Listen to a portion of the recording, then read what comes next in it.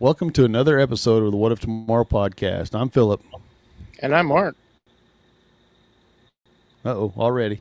Yeah, guys, full transparency, I am trying to remember how to do this. It's been a while. I'm glad to be back, and my fan's kicking off again. I'm going to turn this thing off real quick.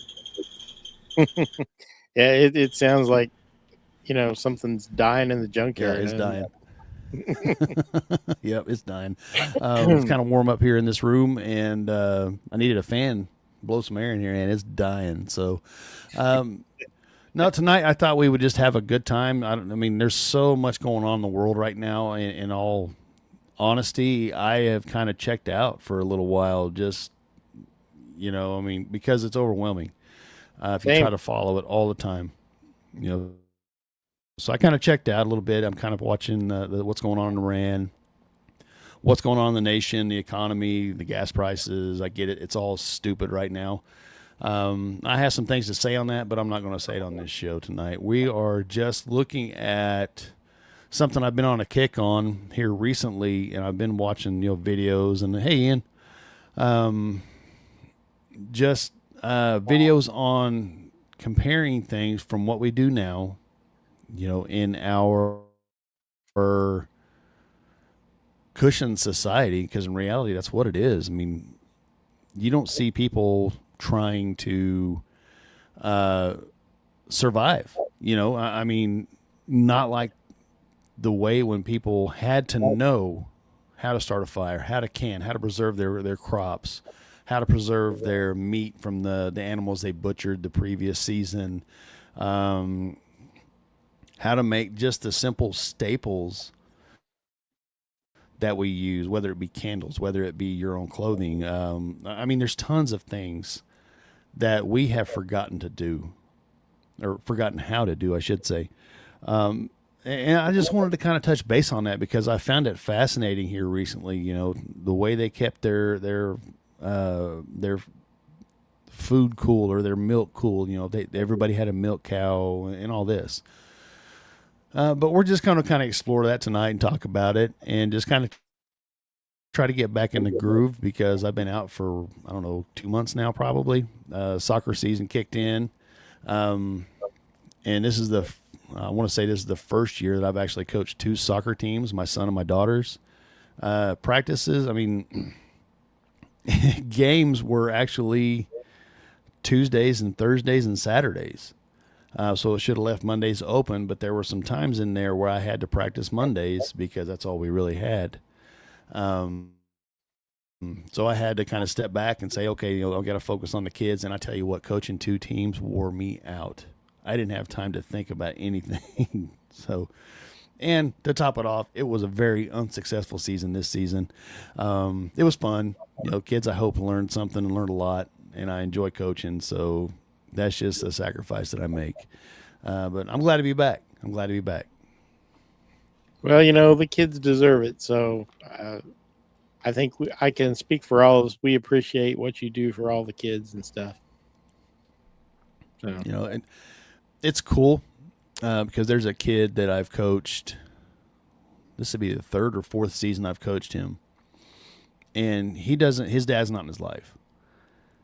But after practice one day, he came up, he's 11-ish, give or take 10 to 12, but he's in the same grade as my son is. And he came up and he gave me a hug and he said, "Thanks, Coach."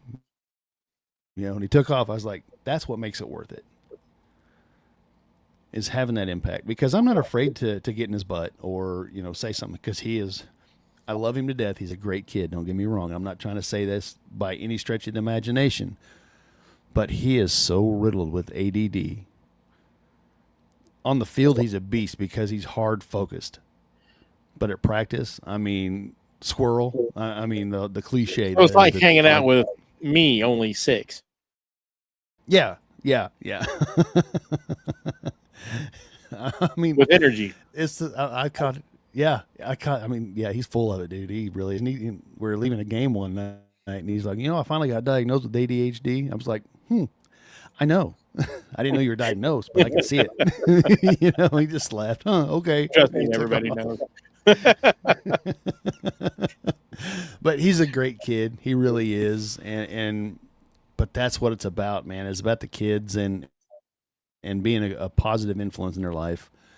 And to me, that makes the sacrifice all worth it, you know. And years later, I hope they look back and say, "Man, I learned something from that idiot," you know. So whether it be life or sports or what, I mean, I'm not a big sports guy. I'm not the. I'll be the first to admit it, you know. But that's the rewarding part, is having that impact on the kids, and that's what it's about. Anyway, moving on. Let's get this out of the. Let me find it here, guys. Like I said, it's taking me a little bit to get back in the swing here, but yeah, we're gonna get this out of the way real quick, and then we'll just get on with the show. Hey, this is Mark with What If Tomorrow and What If Tomorrow on the Fringe. Be sure to check out our website, whatiftomorrowmedia.com, and look at our cool merch. We've got t-shirts, hoodies, posters, and more. Our affiliates are Duke Cannon, EMP Shield, My Patriot Supply, and Conflicted the Game. Or check out buymeacoffee.com/whatiftomorrow and buy us a coffee. And as always, be sure to like, comment, and share on both Facebook and YouTube. It helps get our content out to others and help our channel grow. Now on with the show. All right, I just want to put things in perspective. Everybody's facing it right now, and I will say something on this with what's going on. I mean, we are struggling, you know, not just as a nation, but a lot of individuals, you know, gas prices, grocery prices. Heck, I think I spent $300 yesterday at the grocery store, and I don't even know what we got. Yeah, it doesn't take long. The kids are out of school. No, the kids are out of school, so we're buying stuff for them during the day, all this stuff, you know. And so we're buying extra. Thankfully, we don't really need the meat, but, you know, the kids got to eat during the day, you know, sandwich stuff or whatever. My wife, she comes home at lunch and makes sure they have lunch, all that. But, you know, let's put it in perspective. Let's think about when, you know, the pioneers were settling the nation, you know, all from the East Coast all the way to the West Coast. They didn't have a supply chain. No.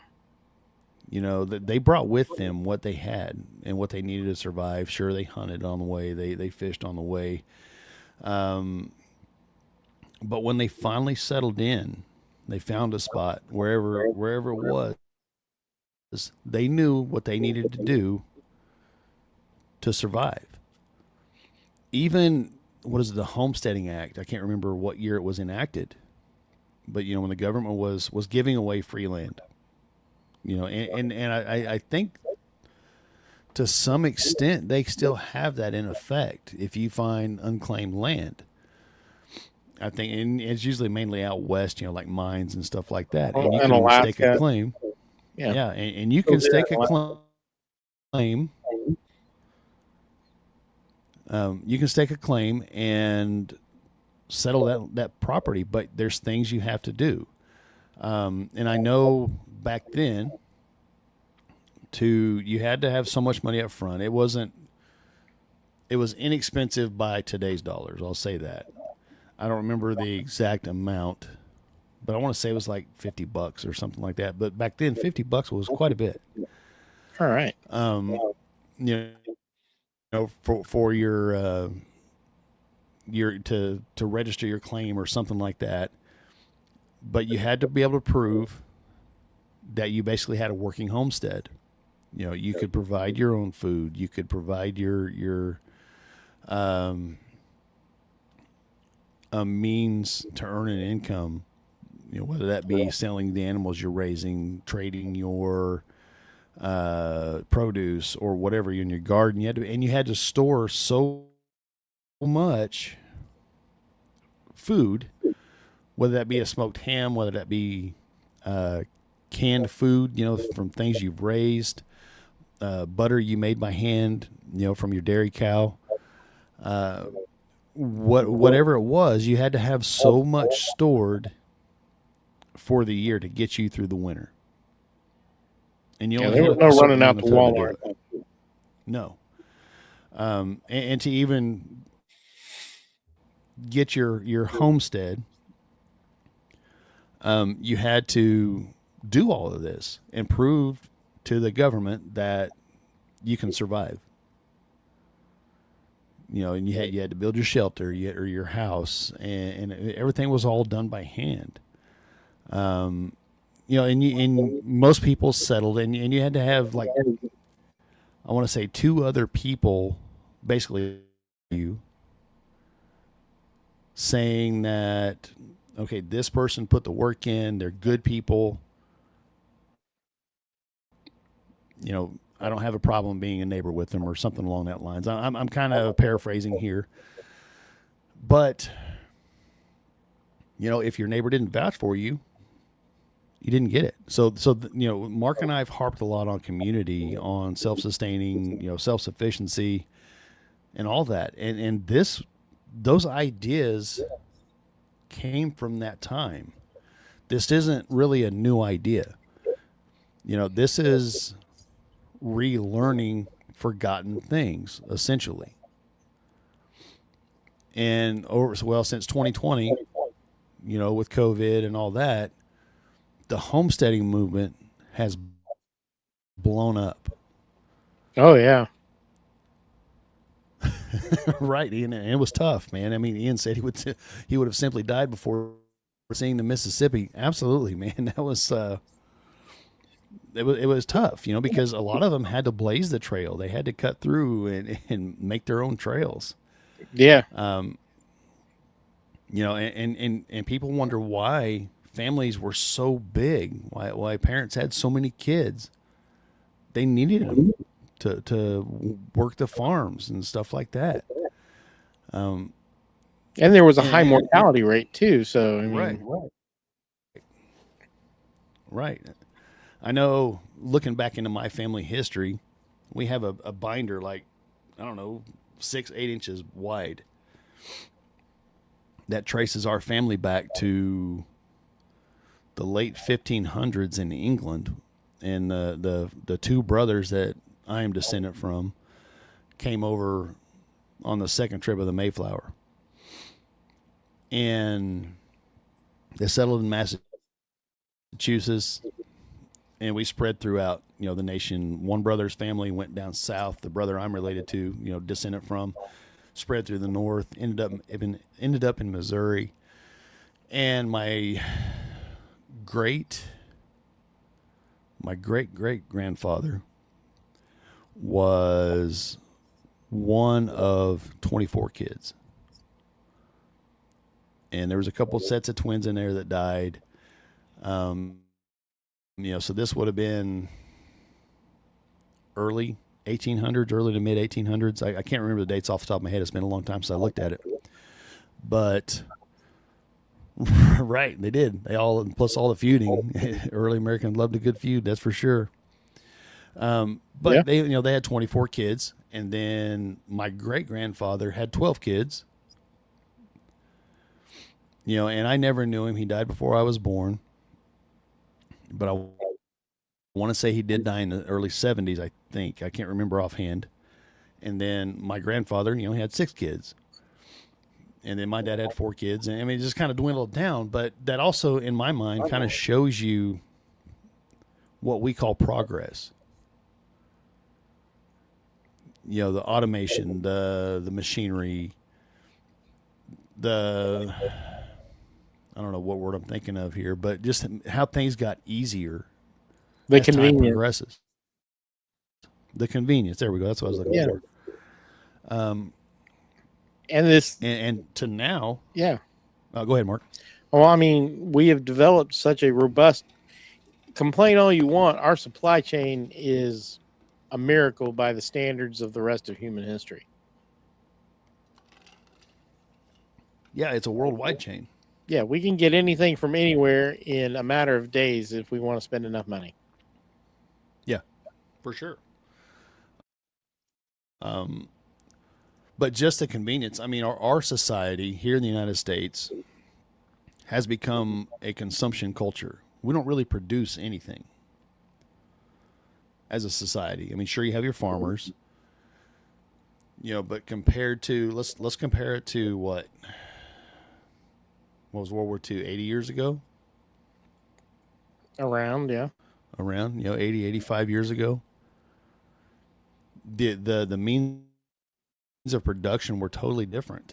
I mean, we produced, man. I mean, World War II, we produced thousands of aircraft and thousands of tanks. And, people at the time, we mentioned it several times, people had their own gardens and chickens and all this stuff to provide for their families because, You had to.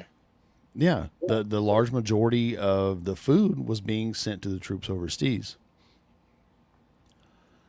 But those ideals and that knowledge hadn't been lost yet. Because my grandfather, I had one born in 1913 and the other one born in 1918, so both lived through the Depression. And the lessons learned from them, they passed down to their kids. So, and this is all just to put things in perspective. I mean, things that we don't do anymore. I have seen a bunch of things like at our local farmers market when I go up there. There's people out there that are raising their own honey to sell. There's people that are selling whole milk, from dairy cows, and it's obviously pricey. It's more pricey, but it's fresh. It's what else have I seen? Obviously, the farmers market people are growing their own vegetables, things like that. We got our garden in, not all the way. The rain's kind of messed us up, but we're getting there. I kind of passed that off to my wife because I, in full honesty, I hate gardening, but it's just we now have to relearn things that were commonplace that has been forgotten. And this is just to put things in perspective for right now. But one of the biggest things is food preservation. I know you and I talked a little bit the other day, Mark, and I remember my mom and dad canning stuff out of the garden that my dad grew. Same. And, canning is making a comeback, I've noticed. It is. In fact, pressure canner is actually not too badly priced. A 22-quart pressure canner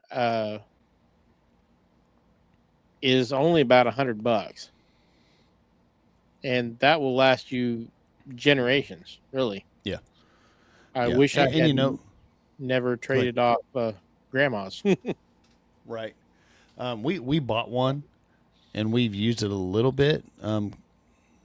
What do we make, or what do we can with it? I know we've canned salsa stuff out of our garden. The wife has made her own tomato sauce, which is really good. Oh, I'm sure. There's some, we can corn and things like that. We're relearning that. We've made jellies and things like that, which is, jellies are hard. Yeah. Not the ones we've made haven't been too bad because boom. The world at your fingertips. All that information is there. But my wife's talking about canning a whole bunch of different stuff this year, which is great. It's knowledge that we need to have. But other things people don't think about is like fermenting. Yes. Like pickles and things like that. One big thing that's kind of been trendy here in the recent years is sourdough bread. That's. Yeah. And bread stars, do you remember Herman? Do what? Herman bread. Okay, so back in the 80s and 90s, they were passing around this yeast culture from person to person. His name was Herman. Mm-hmm. Yeah, my wife, she said we went to that, we haven't been the last couple of years. Or was it just this year? I don't think we went last year either. But that Okie Homesteading Expo. Mm-hmm. And that she sat in on a sourdough class because she was wanting to make sourdough. And that's one thing I guess the lady said was that everybody kind of names their whatever they call it, the starter or whatever they call it, Their the culture. yeast. Yeah, they name it, and but there's some that's been around for years. They just keep feeding it, and it just keeps going. Oh yeah, that's how they get beer culture. All your yeast for beers, those Yeah, all been carried over for decades or hundreds of years sometimes. yeah. But but that's fermenting. Mm-hmm. People make pickles and stuff, fermented pickles, fermented cabbage, sauerkraut, which I love a good sauerkraut. I really do. Um, Good one thing sauerkraut is, is hard to find. yeah, yeah, I love a good sauerkraut. Root cellars, you know, nobody Yeah. uses really root cellars anymore because we No, have I refrigeration, we have air conditioned homes, things like that. But you'd be surprised how cool those were. My grandma's root cellar, or cave house, as we all called it, because it was made out of stacked native stone in an arch. Hmm. Um, you would go down there and it would be 50 degrees in the summer.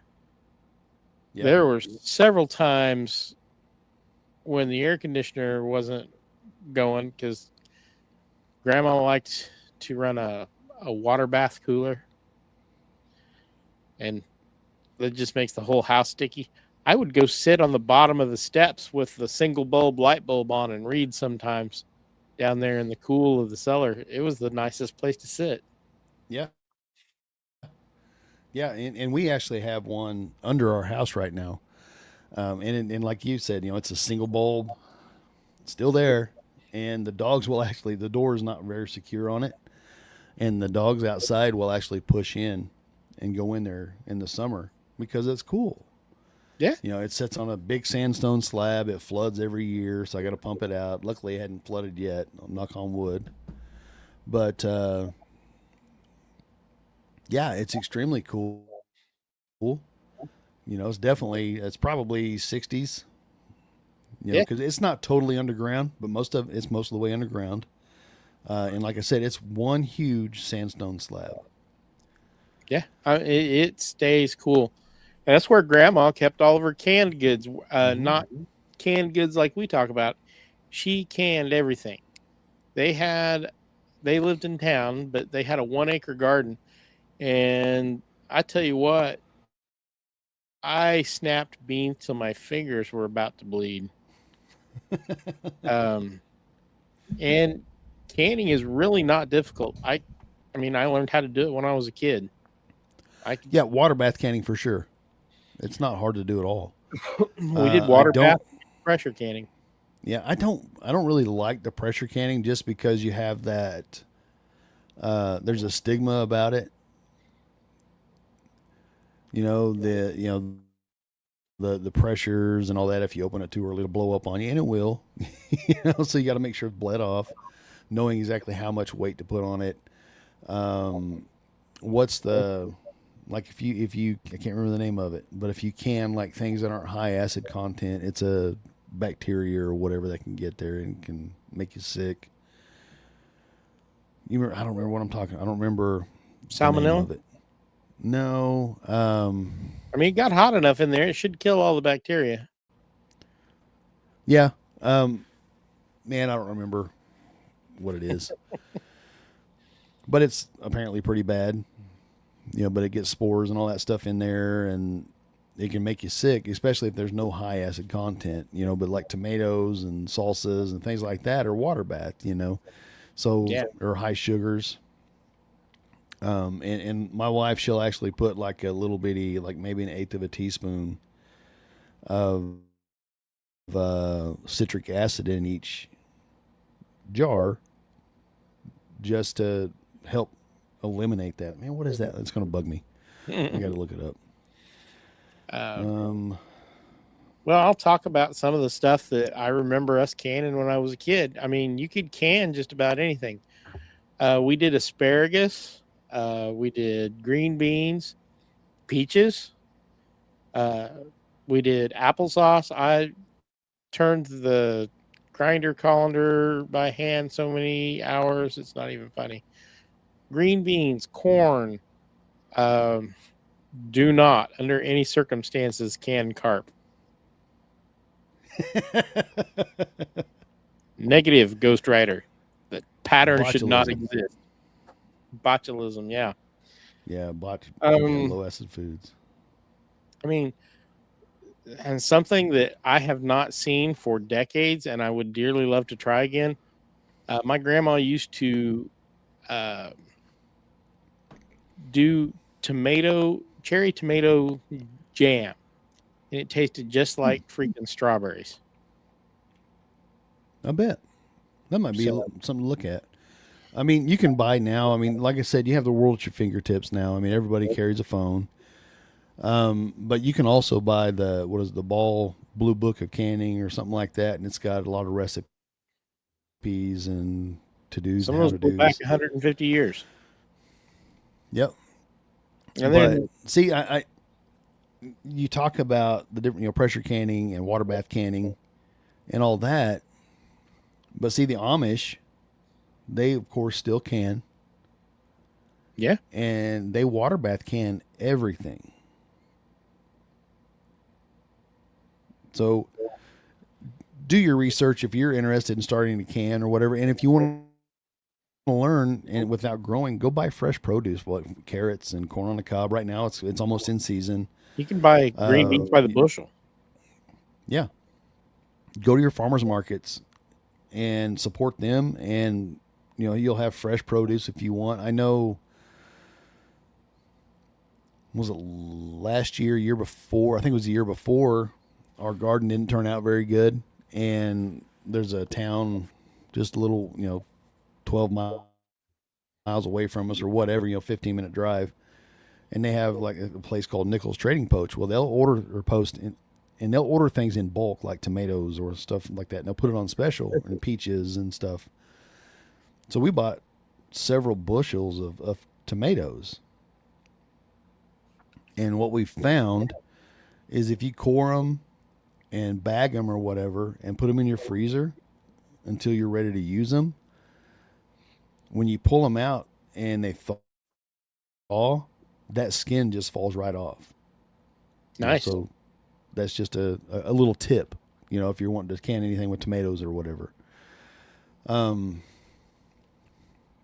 That's much Let's see safer what- than blanching them. Right.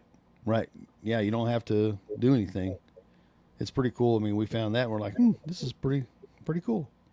Yeah, they had stopped doing it when I was a kid, but and I didn't realize until a few years ago exactly how it worked. But you can water glass eggs, and they'll keep Yes. for a year. Lime. With lime, you put the eggs, raw eggs. You put them in a big jar, a gallon jar or whatever, and you put, I don't remember how much, but they put lime in it, and they'll keep. And then fill it on the with shelf. water. Yep. At room temperature for a full year. Yeah. Which is only unwashed eggs will last in the carton outside of the refrigerator about 3 weeks. If you refrigerate them immediately without washing them, they will last 3 or 4 months and still they'll be last fresh. months. And that's because, and I'm glad you brought this up, because if you wash them, it washes off that bloom, is what they call it. It's like a coating that is It's a on waxy when coating.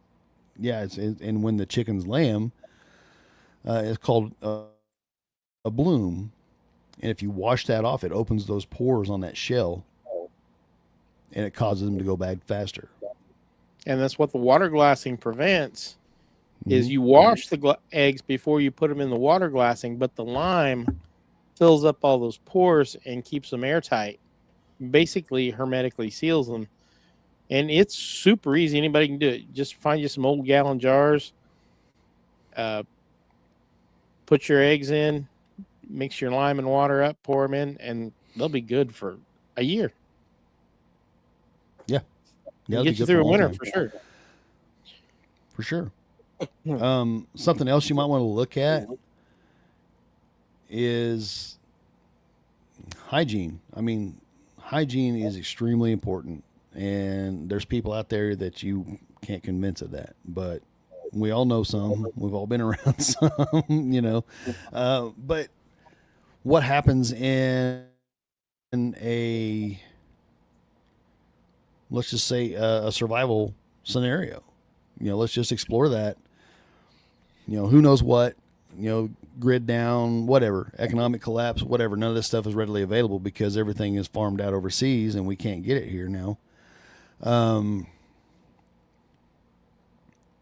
But what are you going to do? I mean, what are you going to do to clean yourself, you know, to clean your home, things like that, you know? I mean, there's lye soap. You can make it out of wood ashes and fat and all this. And that's something we haven't talked about is like, what's that? Glycerin soap is not terribly difficult either. Right. A lot of people, you know, now are making goat's milk soap. I know that. And a lot of people are learning that art now, you know, so that'd be, I mean, a valuable commodity to have if that knowledge. And if something happens like that, if you can make soap out of like you said, glycerin or lye is, excuse me, lye is kind of dangerous. Yes, but it will clean laundry. It'll clean hands. It will disinfect laundry and hands and dishes and clothes. Yeah, it dang sure will. It will take the skin off your hands. You don't ask me how I know. Don't have to worry about the dirt because the skin's gone. Yeah, that's right. You know, where we at here? Other things. I mean, you got lye, you got the glycerin soap. So if you know, if you have access to goat's milk, people make it out of that. Like I said, they'll make it out of rendered fat. Cow's milk, which is which is another thing to think about is your oils and things like that. All this like vegetable oil and the crap like that isn't good for you at all. Mm-mm. It was a means to an end. And, you know, when things really started industrializing, they were trying to find a way to get rid of it. You know, the factories and the big companies and things like that. I want to say, you know, probably like the likely culprits, probably Rockefeller or one of those guys. Were trying to get rid of it, trying to make a profit on it because they couldn't use it. So they started selling it as a healthy option to the American public. Hey, it says vegetable in the name, right?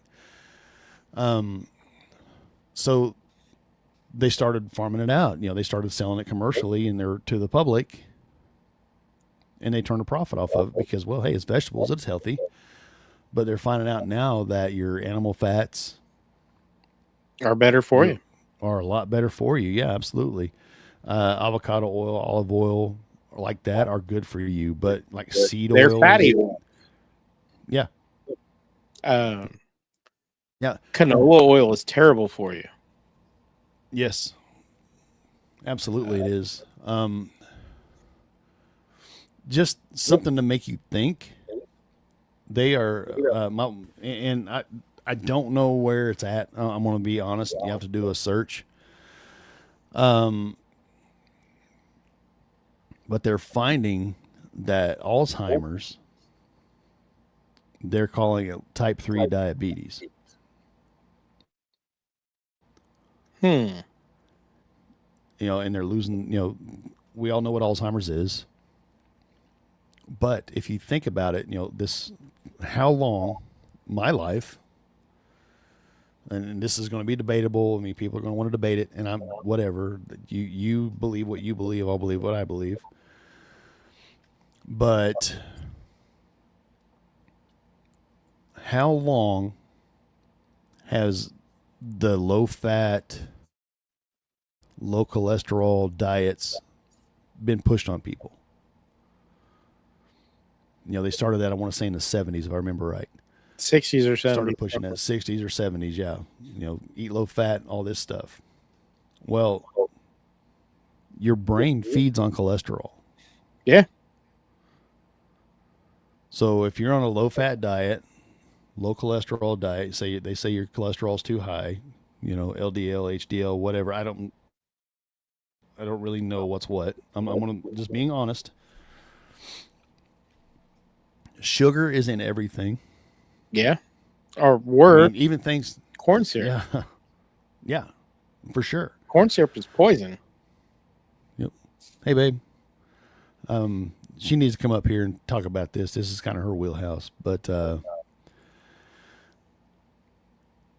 yeah, sugar is in everything,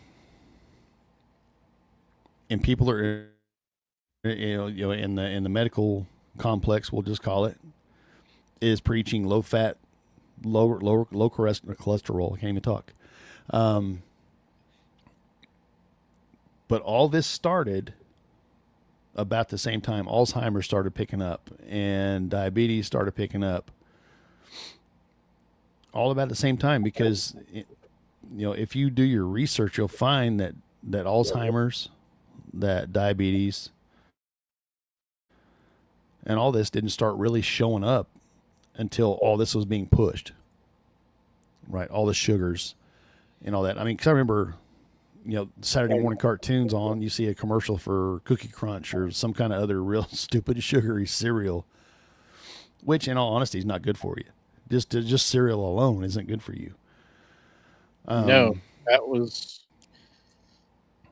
that's a whole deal. We can start out with Kellogg and his cornflakes. Yeah. Cornflakes are terrible for you. I love them. Yeah. Well, I mean, they all are. I love Fruity Pebbles, but it's not good for you at all.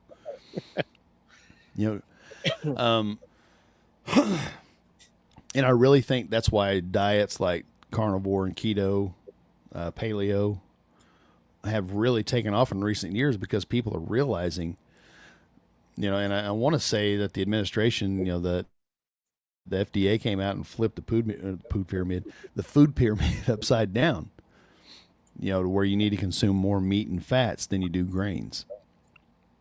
Right. I mean, I'm living proof that I've cut out, and we've had this discussion, your body processes the natural fats, the natural foods so much better, because that's what your body was built for. Yeah. It And absolutely. I mean, and this is coming from a guy that I've got a sweet tooth a mile long. I love sweets, cakes, cookies, you name it. I was looking last night, or yesterday at Walmart. I'm like, the wife's like, "What are you looking for?" So I'm trying to find one of those big cookies, because I wanted a cookie.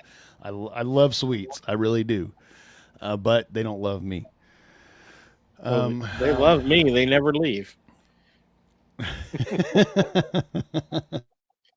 I've lost 30, 40 pounds. But when we kind of got off. Well, good, man. Good.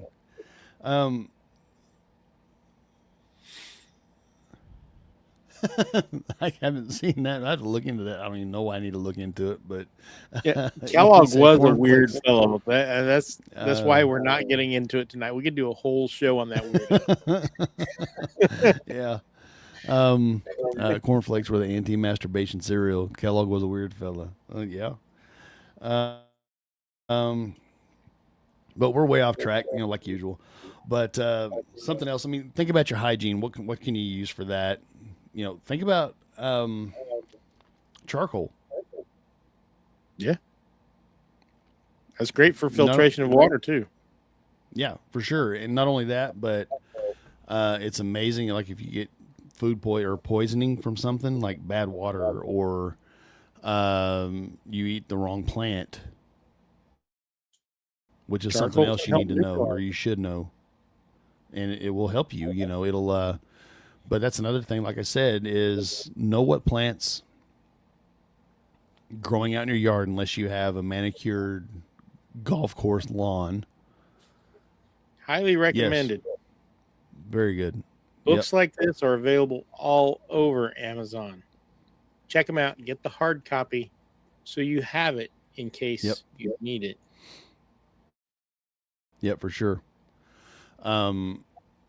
Simple things like dandelions, medicinal value, the whole plant. You can make a tea out of the roots. You can eat the leaves or the flowers.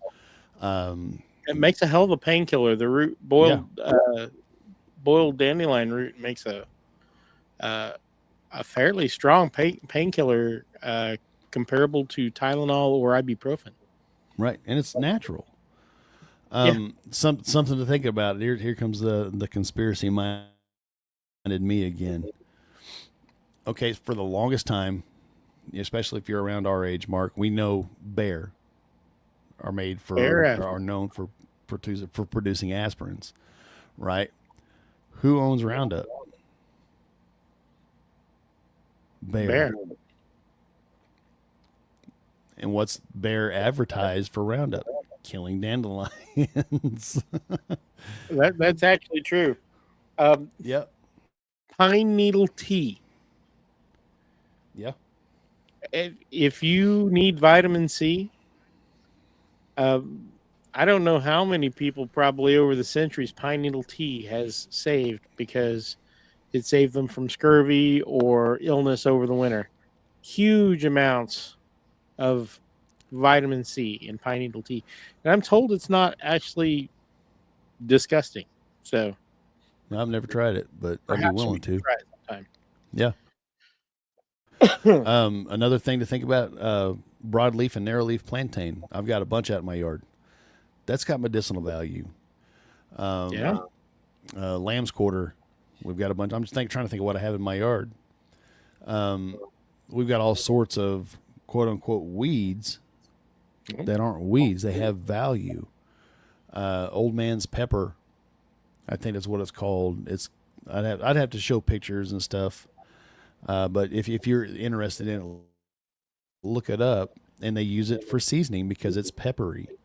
Yeah. We have that in our yard. We got wild onions, garlic, mint, yarrow.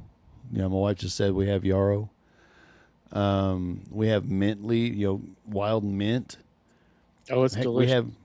We have a patch, and it's blown up over the last couple of years. But a patch, poor man's pepper. That's what it is.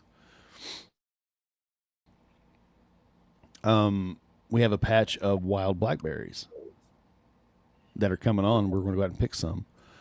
But they're, it's spreading out. I mean, they are briar patch. It's a briar patch, but they will cut you up.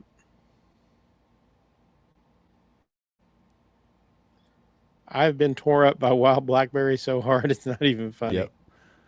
Yep. And that's what I was telling my wife. I mean, because my grandparents on their land, they had this big hill, and they had a blackberry briar patch on top.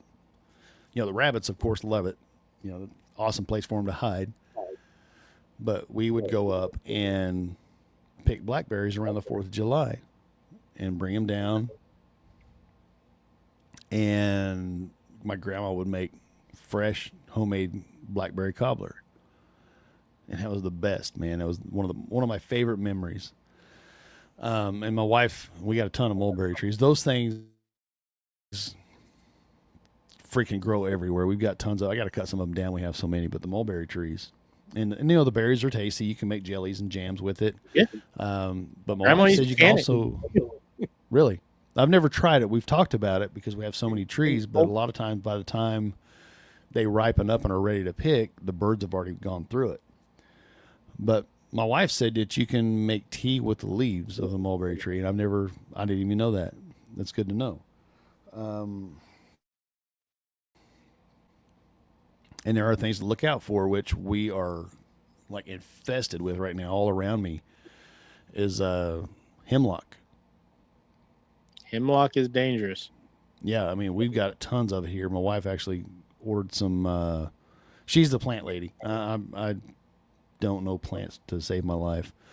Some of them I do, but hemlock, she ordered some herbicide to get rid of it. But it's knowing things like that. The pioneers or the settlers, when they were coming across, they had to know this stuff. And it kind of made a resurgence in the Depression, like especially with like dandelion leaf salads and things like that. The older generations knew. Now it's been taught that all this stuff is weeds. And I see that making a resurgence too, which is great. But of course, pharmaceutical companies and all that are pushing against that. Yeah, right, Ian. Ian said hemlock is always handy to smite your enemy. We'll right? find out what it did to Plato. I mean, right. What about, let's look at lighting, heating, and household maintenance. How many people know how to make their own candles now? Whether it be beeswax or tallow or stuff like that. I don't. I mean, but again, all the knowledge is right here. Effective wood stove and hearth use, because like up north, it gets stupid cold. People had to manage their fires because that's a good book. We have that one. Mark has the Back to the Basics. It's a great book. so It's got a lot of knowledge in there, but they had to rely on, a lot of times their homes would get so cold, because overnight the fire would die out. And I got a caveat on that for a second, but they had to learn to manage the coals and stuff. yeah, So they wouldn't try to relight a fire from scratch. Even the coals would be putting out warmth. I mean, it may be stupid cold in your home, but you had that access to the fire. What was I thinking? I forgot what I was thinking. The caveat part. I had to keep talking. it's okay. But yeah, I know. That's a big one, managing your fires and things like that. And how many people have fireplaces or wood burning stoves in their homes anymore? Not a lot. No, and most places are, if they have a fireplace, it's like a gas fireplace. Or it's been converted to a gas fireplace. Right. I know a few people that have wood burning fireplaces, but they're dirty and they cause ashes and you have to get your chimney clean. It's all inconvenient, right? Yeah. But just, how many people can repair their own homes or sharpen axe blades or even chainsaw blades? How many people know how to do that? How many people know how to run a chainsaw? Yeah. Not as many people as there used to be. Right. Splitting wood. Oh my gosh. I had huge shoulders at one time for splitting wood. Splitting wood and hauling hay. I was buff. Hauling hay. That'll toughen you up. That's a young man's game all day long, man. Yeah, I wouldn't even dream of it today. But that's another thing, putting up hay. Kid, yeah. Putting hay in the barn for the winter. We're just talking about for people. You have livestock you still to take care of. The livestock, yeah. They don't feed themselves. No, they don't. My hogs let me know every day that it's time to eat. Well, what about sewing? Sewing's a good one. Sewing, sure. Putting buttons on, fixing canvas. How many people know how to fix pants? Mending pants. Right. I mean, I still fix one or two things, but most of the time I just toss them and get new because it's just as easy. Yeah. Yeah, that's the thing is we've become, like I said earlier, such a consumption society that I remember my mom, we weren't well off when I was a kid, and I remember my mom like putting patches on my jeans and stuff like that, and I wouldn't wear them because it was embarrassing. Oh, those were my work pants. Right. You'd wear them outside to play, but you wouldn't wear them to school or not because people make fun of you or whatever. They can't afford pants and things like that. But it shows you how the thinking was, I grew up in the 80s and, during the 80s. And people would look down on you if you had holdy pants. Now, it's a fashion statement to have holdy pants. Yeah, but, even patches now are a fashion statement. Right. But to make your jeans go a little bit longer, like my son, My youngest son, he's the hardest kid because he don't like wearing jeans. He does every now and again, but he don't like wearing jeans. He likes wearing sweats. Cool. That kid is so hard on the knees of his pants. I mean, just wears them out. And I'm like, what are you doing? Had a few of those, sure. Had a few of those. But yeah, I mean, that's a great place to start, man. Learn how to fix your own pants. Fix your own clothes if they tear or seam tears or whatever. It's not hard. I do know how to sew. I think It's everybody. not real hard. They don't teach it in school anymore, I don't think. Mm-mm. I don't even think they have home ec anymore, do they? I don't know. It was required for everybody in junior Mhm, high when I mhm. was a kid. You had to have a 9 weeks of home ec. You had to learn how to sew. You had to learn how to cook. Yeah, I don't know that they even teach that now. And then there's, Go ahead. well, like I said, and then besides the sewing and cooking and stuff, do you know how to fix a handle on your hammer? Can you do basic repairs to your house? Can you do basic carpentry, fence repair, knot tying? How many people know how to tie knots? Right. Just There's Boy only a few Scout. I know. Yep. I know about 4 that I can remember reliably, and 4 or 5 more that if I play with them long enough, I can reteach Right. myself how to do it. About plumbing. Yeah. Speaking of plumbing, how many people know how to dig and situate an outhouse? Right. Yeah, it's that knowledge is gone. I mean, all but. I mean, it's specialized knowledge now when it used to be commonplace. Yeah. I mean, how many people listening to us have ever had to use an outhouse? Oh, I have. I lived in a house that didn't have a bathroom. Right. It had an outhouse.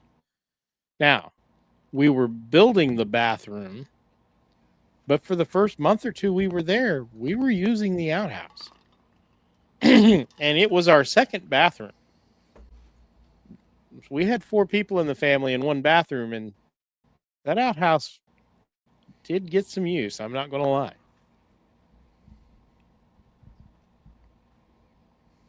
Yeah.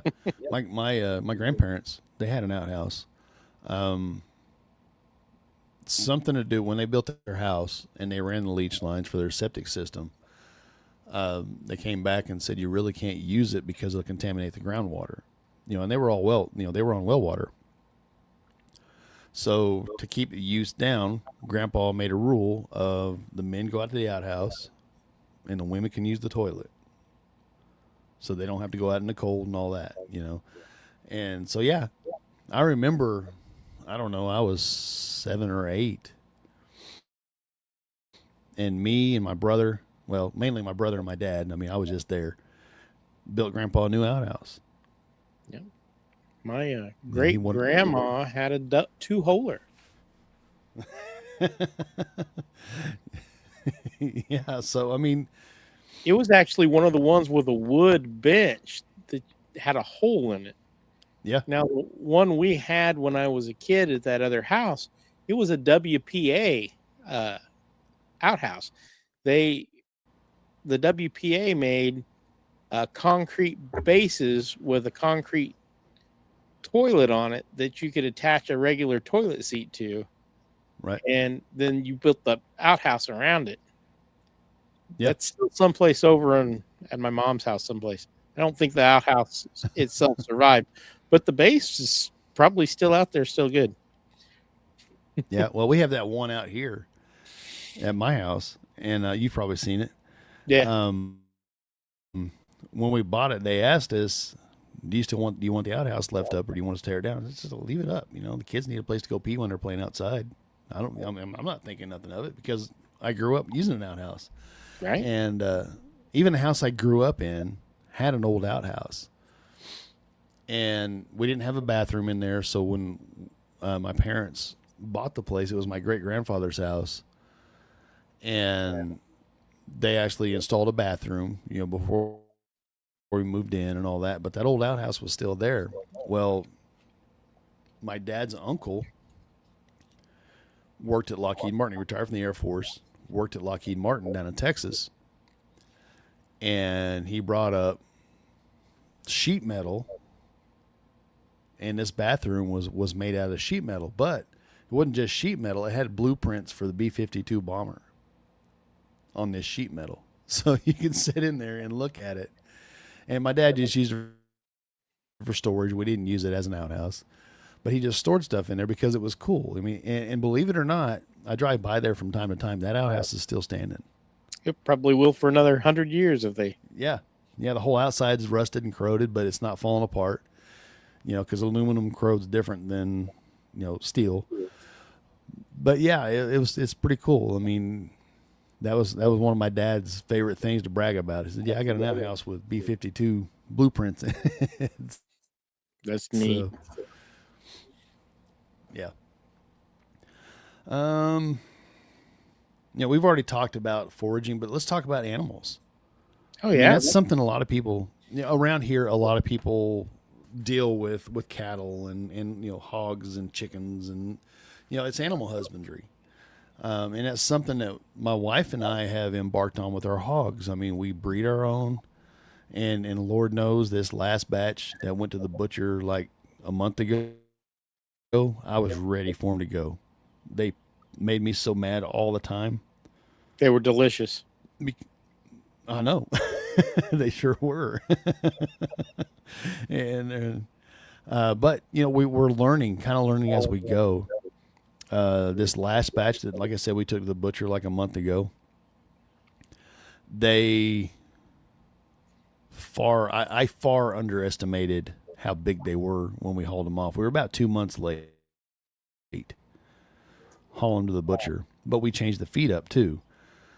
And our biggest hog last year, hung. And if you're not familiar with that, when I say hung, I mean dead hanging weight, gutted, head cut off, hanging, ready for butcher.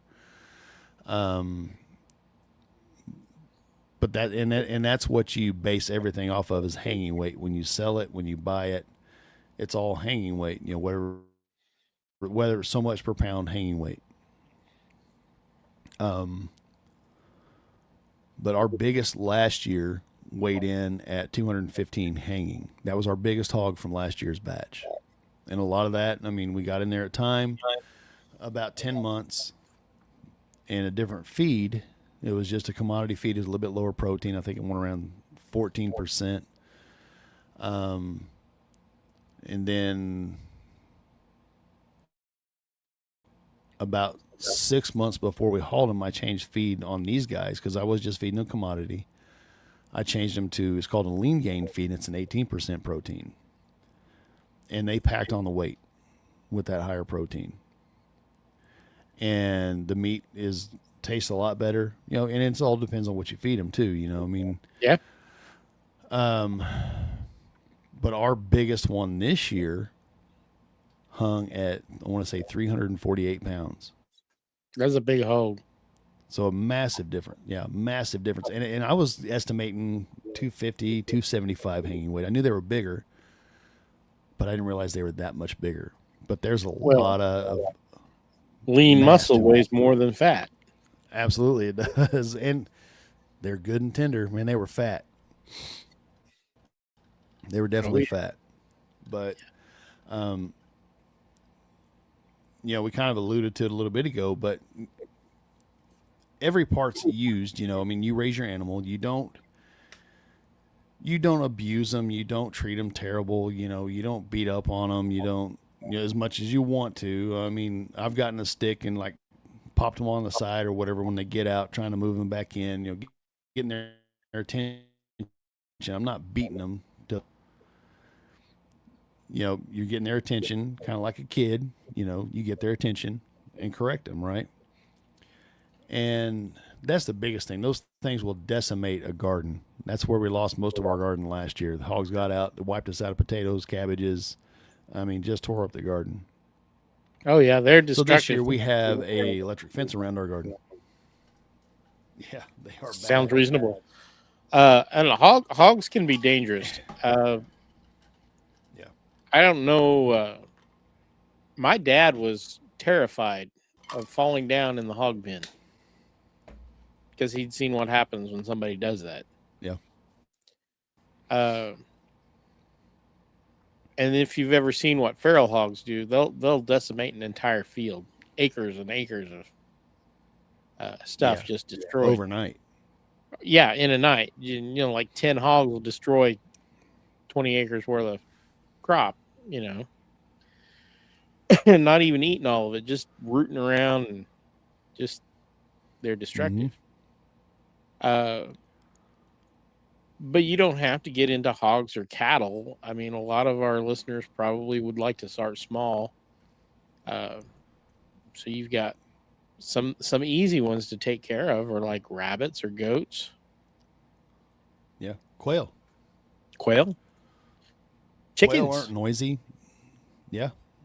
Chickens I know are a lot of a lot of towns have like ordinances against having roosters or chickens at all. But quail are very quiet, and I've raised some, and they're delicious. They mature quick. Whether you're collecting eggs or whether you're growing them for meat.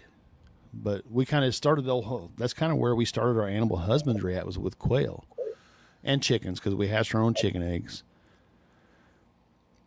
But yeah, having that knowledge, I know now. I mean, we need a new incubator, but if we need to, I can go get an incubator. I mean, I've really thought about, because we have some really broody hens. I've thought about just leaving them and seeing if they'll hatch their own. A lot of times they will. But we had good luck with yeah. it when I was a kid. I've really thought about it. Just hatching them and seeing what happens. The Red Rock, was it Red Rock? Yeah, the red ones that we had were really good at hatching their own chicks. Mm-hmm. The white ones weren't These much. We've got a black one, which I don't know what it is. I mean, my wife, she does the chickens too. The hogs are mainly my thing. We have some rabbits, and rabbits are easy to raise too. They're a good meat crop, and they are. They are. If you know how to cure the hides, the hides are valuable. Yeah. And warm. Oh yeah, for sure. These guys, I mean, even when it's bitter cold here, they're out in their hutch, because I have some hutches outside. They're out hanging out. They love cooler weather. Oh yeah. This time of year, they get hot, and they hate hot weather. Yeah. So, and it's just, I mean, we don't do a lot with them. We don't really butcher them, but they are an amazing fertilizer source. Well, they can make fertilizer. They are ready to go fertilizer. So we'll scoop up the rabbit crap, throw it on the garden, because you don't have to let it degrade or anything, because it's not hot. It's perfect. It's ready to go. It's already pelletized. It is perfect fertilizer for your garden. It really is. Yeah. I know, like chicken manure, you have to let it age. You have to let it sit, because if you put it right on your garden, you'll burn your garden up. You'll burn your garden up. Too much nitrogen. Yeah. But rabbits, you can just throw it right on there. It's ready. As soon as they drop it, it's ready to go on there. I mean. Well, yeah, and it's because it's got a different. It's still got the grainy stuff in it. It's still got fiber in it. It's got everything it needs in it to make your soil really, rich, and it composts well. Yep. Yeah, it breaks down good. I've had a friend of mine come get a few big trash can fulls of rabbit manure. We've shoveled it, thrown in there, and that's really the only reason we have them. Sure, if something happened, we could breed them and we could butcher them, because they reach maturity pretty quick. Yeah, but we've done that once. Yeah, they are, and we've bred them once just to see if we can do it and have that knowledge. So if we needed to, we can do it. But we really don't, because our big thing is the hogs. I mean, 2 hogs will get us a year easy. Especially if they're as big as the ones we just butchered. With what we have this year, we decided we're just going to butcher one for us next year, and then divvy up the rest between everybody.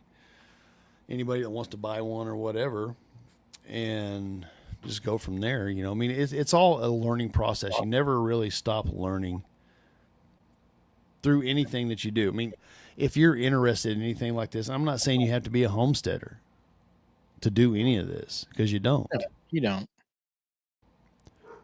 Like I said, if you wanted a can, you can go to your local, even go to Walmart, and buy some of that produce, even though it's usually shipped, like tomatoes are shipped green and things like that.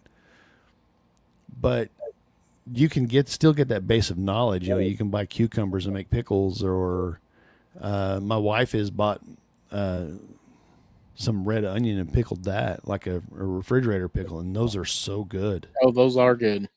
I love those. And because that, I'm trying to think what we had with. I think she made pulled pork and pickled the onion, and we put them on our pulled pork sandwiches. Oh, it was so good. Oh yeah, we do the refrigerator pickles every summer.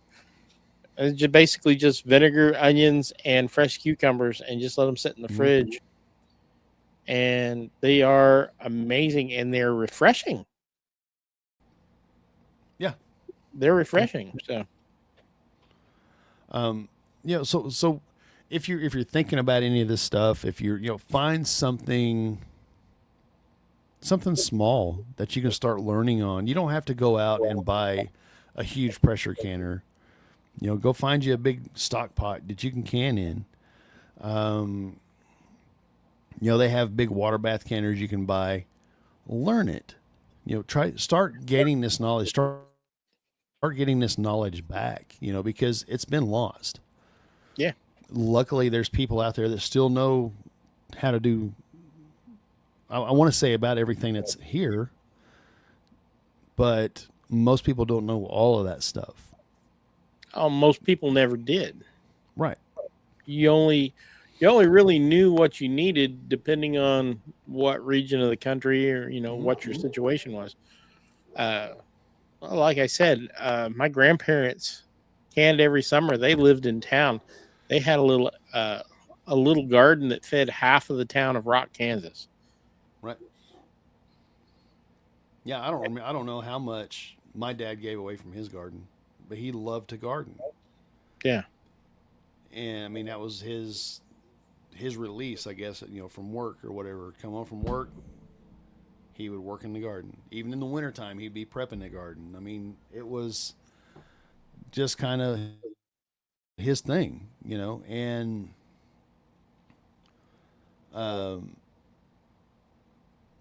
he grew so much that we had enough to can, and he would give the rest away. Yeah. There's nothing wrong with that, because if you're good at it, it doesn't cost you much to have a huge garden, because they just kind of spread on their own. I mean, especially if you're doing it from your own seeds, it's just a little bit of extra labor. And like I said, if you're good, my grandfather, his garden wasn't all that big, but every kid in town knew that they could stop by and get a tomato or a turnip or whatever, and he wouldn't mind. And we were never short of things to can.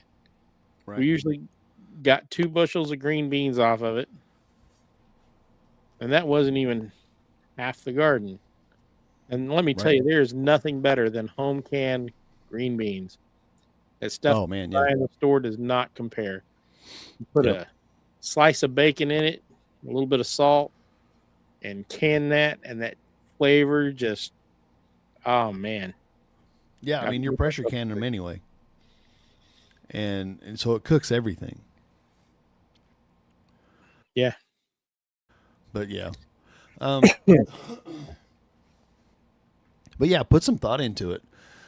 Find something that's been, forgotten, very few people know, and learn it. because you never know, a situation may arise where you need that knowledge.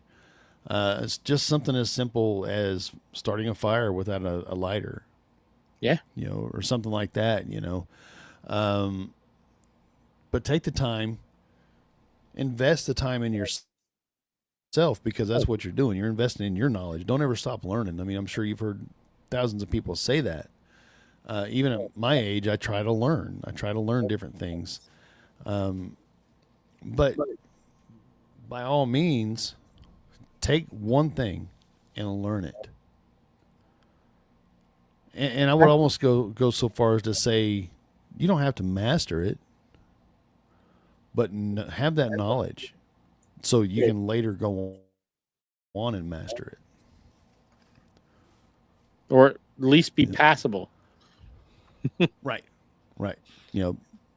Because there may come a point in time where you have to have that knowledge, because you could use it in a barter situation or a survival situation. Right. I mean, and it can be a hobby. It doesn't have to be. Right. So I like to brew beer. I don't drink beer because beer sets my gout off, but I do like to brew it. And I'll go on a kick and I'll do a whole bunch of batches and then spend all my time giving away and tell people to bring my bottles back. That's barterable. Well, but here's an idea. It's good. Here's an idea. We could start our own brand. There you go. Not necessarily what if tomorrow, lager or whatever. We just say what beer. Just call it what beer. What beer? I don't see any beer. What beer? Right. I make a great Marktoberfest. Awesome. But man, I don't really have anything else. I think we covered it pretty well. Of course, there's a lot of things we missed because there was a ton of knowledge. But yeah, just start kind of doing your own looking and watching. And yeah. Like I said, you have the bookstores. Yeah, a lot of that stuff is in the used bookstores. You have the. I mean, you have the world at your fingertips, literally, and that knowledge is there because somebody has shared it. But man, like I said, I don't have anything else unless you have something to add. I really don't. I mean, get out there and play. Find something that you enjoy doing it and do it. For sure. And you'll be surprised on how rewarding it is. On whatever it is. If you share it with people, you'll be surprised on how rewarding it is to you. Yeah. It doesn't take a very big home garden to be able to put a winter's worth of vegetables away. Right. We always stored them under a bed. Yeah, cool, dark place. We put them back in the boxes that the jars came in, folded up and shoved them under the bed, and that's where they live. And we'd have easily a year's, we'd have leftovers when we canned again. So. Yep. Yeah. With that being said, guys, Mark, what do you guys have on the Fringe next week?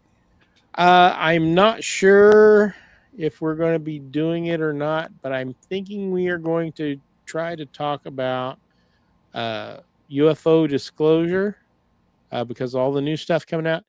Enzo should be back from Contact in the Desert, so cool. We'll see if I can talk him into coming on. If not, we'll put it off till the next time. But that's what it looks like is going to be. We're going to be talking UFOs. Shoot, yeah. Honestly, I haven't paid much attention to the whole disclosure thing.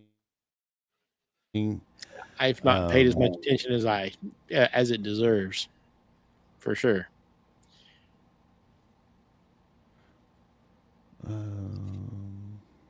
Trying to look up and see what the girls are talking about Wednesday. Do you know offhand? Crop circles. Crop circles, that's what it is. Yeah. That'd be an interesting one. And they have got every time you turn around, they've got new stories. Crop circle. crop circle stories. So it should be a really fun one. Yeah, should be cool. With that being said, guys, we appreciate you hanging out with us. I'm glad to be back. Hopefully, we can get some more stuff out here for a while. I'm trying to think if there's anything else I need to touch on. Not that I can think of. Anyway, guys, thanks so much for hanging out with us, and we'll catch you in the next one. Have a good night, folks.